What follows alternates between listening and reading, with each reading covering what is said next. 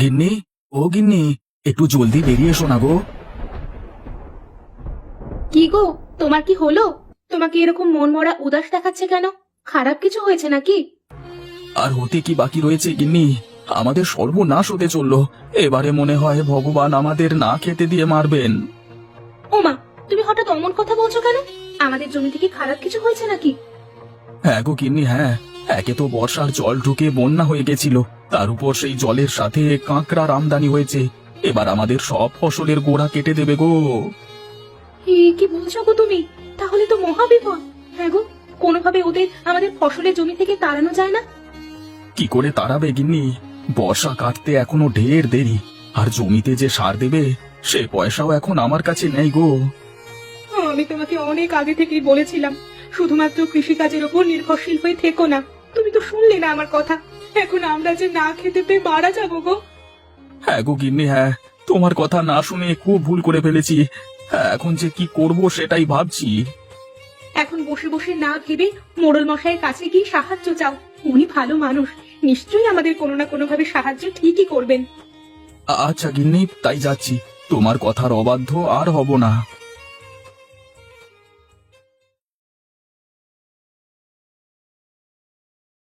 আহা, এই মেঘলা আবহাওয়া দেখলেই আমার মনটা কেমন উদাস হয়ে যায়। কত ছোটবেলার কথা মনে পড়ে। রামুটা যে কোথায় কে জানে। একবার হাঁক পারি। রামু, এই রামু, কোথায় গেলি?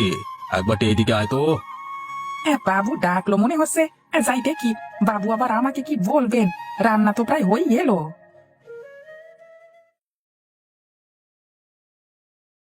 ডাকছিলেন বাবু? শুনতে তো পেয়েছিস, তাহলে আবার দুবার করে জিজ্ঞাসা করছিস কেন? হ্যাঁ, না মানে আমি একটু নিশ্চিত হচ্ছিলাম আর কি। বেশি দাঁত না বার করে বল দেখি, আজকে খাবারের মেনুতে কি সব পদ আছে? উম, ওই তো বাবু আছে আপনার কাঁচকলার কোপ্তা, কুলেখাড়ার ঝোল, আর ওই কলমি শাক ভাজা। দূর দূর দূর দূর, তুই আমার মুডটাই খারাপ করে দিলি। মেঘলা বর্ষার দিনে কোথায় একটু মুখরোচক মাংস টাংস করবি তা নয়, কি সব ছাইপাস করে বসে আছিস? হ্যাঁ, না মানে বাবু আসলে বন্যার জল ঢুকেছে তো, এই সময় মাংস টাংস খেলে যদি আবার আমাশা টামাশা হয়ে যায় তাহলেই তো বিপদ। রামু, তুই কি আমার গিন্নি? হ্যাঁ, এসব কি বলছেন বাবু? তাহলে বেশি ডেপুমি না করে এক্ষুনি বাজার থেকে কিছুটা মাংস কিনে আনতে যা। আপনি যা বলবেন বাবু।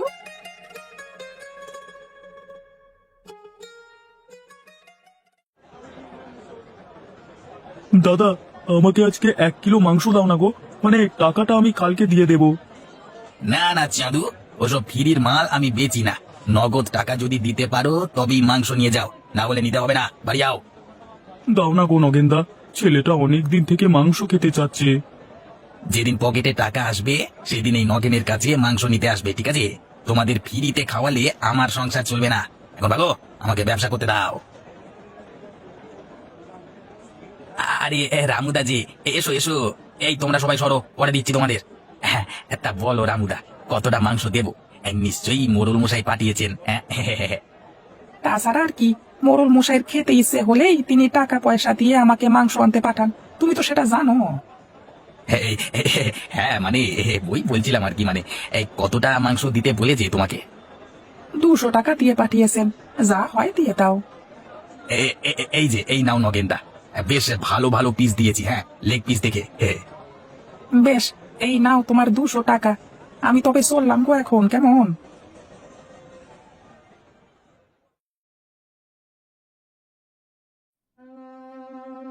আরে গোপাল যে, এসো এসো। তা কি অবস্থা বলো? অবস্থা খুব একটা ভালো নয় মোড়ল মশাই, তাই জন্যই আপনার কাছে এলাম। কেন রে বাবা, তোদের আবার কি হলো? তোরা তো জানিস, তোরা না সুখে থাকলে আমি আবার শান্তিতে থাকতে পারি না। তোদের নিয়েই তো আমার জীবন। কি বলবো মোড়ল মশাই, এবছর বন্যার জল ঢুকে জমির ক্ষেতে এত পরিমাণ কাঁকড়া হয়েছে যে সেগুলো আর আটকানো যাচ্ছে না। তারা ক্ষেতের ফসল সব কেটে নষ্ট করে দিচ্ছে। বলিস কি রে, এ তো ভয়ানক বিষয়। তাহলে তো এবছরও ফসলের ঘাটতি দেখা দিতে পারে। হ্যাঁ মোড়ল মশাই, তাই জন্যই আপনার কাছে এলাম। আপনি তো জানেন মোড়ল মশাই, গ্রামের প্রত্যেকটা কৃষক কৃষিকাজের পাশাপাশি কিছু না কিছু করে, শুধুমাত্র আমি ছাড়া। আমি জানি, এখনকার যুগে শুধুমাত্র কৃষিকাজের উপর নির্ভরশীল থাকা চলে না। কিন্তু মোড়ল মশাই, আমি যে কি করব সেটাই তো বুঝতে পারছি না। চোখের সামনে অন্ধকার দেখছি। আপনি দয়া করে আমার একটা ব্যবস্থা করে দিন না মোড়ল মশাই। দেখ গোপাল, এই মুহূর্তে তোকে দেবার মতো কোনো কাজ আমার কাছে নেই, তবে আমার একটা দিঘি আছে, সেটা তুই চাইলে না হয় তোকে দিতে পারি। হ্যাঁ মোড়ল মশাই, তাহলেই হবে। হ্যাঁ, আমি ওই দিঘিতে মাছ চাষ করে আপনাকে। আরে দাঁড়া দাঁড়া, আমাকে কথাটা শেষ করতে দে। ব্যাপারটা হলো, ওই দিঘির জল একেবারে পচে কালো হয়ে গেছে, ওখানে মাছ চাষ করা যায় না। এবার সেখানে তুই কি করবি সেটাই হচ্ছে তোর ভাবনার বিষয়।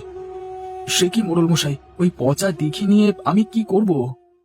আরে সেটা তো আমি ঠিক বলতে পারছি না, আর তোকে যে নিতেই হবে তেমনটাও বলছি না। তবে তুই যদি চাস, তোকে ওই দিঘিটা দিতে পারি আর কি। ঠিক আছে মোড়ল মশাই, তাই দিন।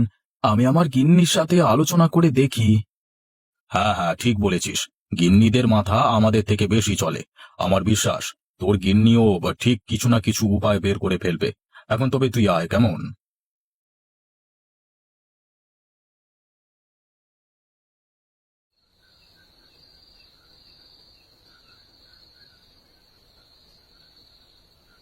সবই তো শুনলে গিন্নি, এবার তুমি বলো দেখি, ওই পচা দিঘি নিয়ে আমরা করবোটা কি, যেখানে একটাও মাছ চাষ করা যায় না?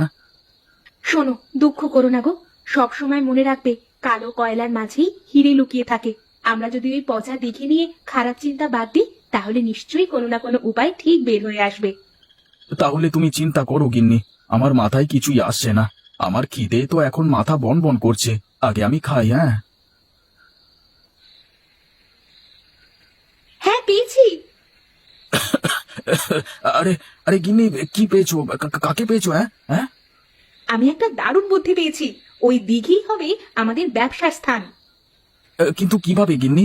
ওই দিঘির পচা জলের গন্ধে তো লোক টিকতে পারে না, ওখানে ব্যবসা করবে কিভাবে? আরে বলছি বলছি, আমার বুদ্ধি মতো চললে ওই দিঘির পচা জলের গন্ধ থাকবেই না।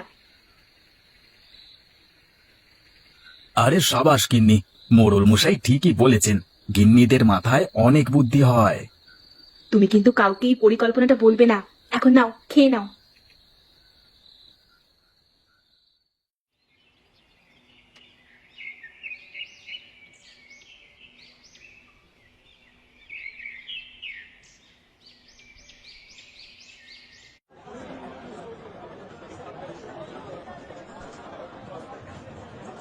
কি দাদা, মাংস কত করে চলছে গো?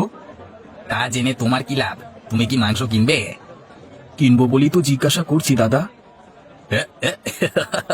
আরে পকেটে ফুটো কানা করি নেই, সে আবার কিনা মাংস কিনবে? যাও দূর হও তো এখান থেকে। সকালবেলায় মুড খারাপ করো না বলে দিলাম। মুখ সামলে কথা বলো নগেনদা, বাজারে এই তোমার মাংসের দোকানটা আছে বলেই তাই, না হলে আমার কোনো ইচ্ছে ছিল না তোমার কাছ থেকে মাংস কিনবার। মুখে বড় বড় বাতেলটা না দিয়ে টাকাটা ফেলো, তারপর আমি তোমাকে মাংস দেব। না হলে টাকা দেখেছো?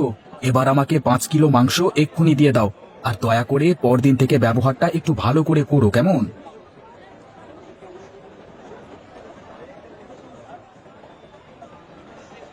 আরে মালটা এত টাকা পেল কোথায়? কাল পর্যন্ত খেতে পাচ্ছিল না, আর আজকে একেবারে 5 কিলো মাংস নিয়ে নিল।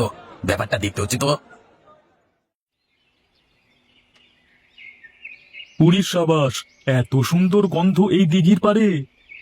সেটাই তো হলো কথা, এখানে তো আগে দিঘির পচা জলের গন্ধে নাক টিপে যেতে হতো, এখন এত সুন্দর গন্ধে পেটে একেবারে খিদে পেয়ে যাচ্ছে গো। চলো তো একবার গিয়ে দেখি ব্যাপারটা কি।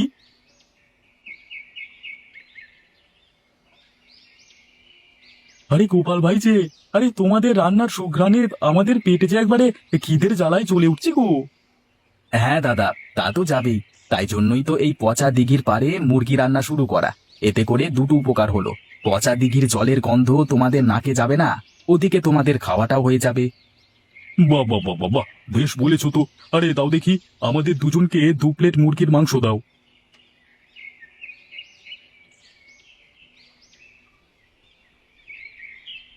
এই গোপাল ভাই, হ্যাঁ তুমি যে এই মহৎ কাজের জন্য আমার কাছে মাংস কিনতে গেছিলে, আমি না সেটা বুঝতে পারিনি গো। আরে নগেনদা, এসো এসো, মুরগির মাংস খেয়ে যাও। সে না হয় খাবো গোপাল ভাই, কিন্তু সকালের ব্যবহারের জন্য তোমার কাছে আমি ক্ষমা প্রার্থী গো। আরে সেসব কথা রাখো দাদা, ওসব কথা মনে রাখতে নাই। নাও, তোমার জন্য 1 প্লেট মাংস দিচ্ছি। খাবো ভাই, কিন্তু আগে আমাকে একটা কথা দাও। হ্যাঁ হ্যাঁ হ্যাঁ, তুমি তোমার এই ব্যবসার সব মাংস আমার কাছ থেকে কিনবে? আচ্ছা আচ্ছা, বেশ বেশ, তাই হবে।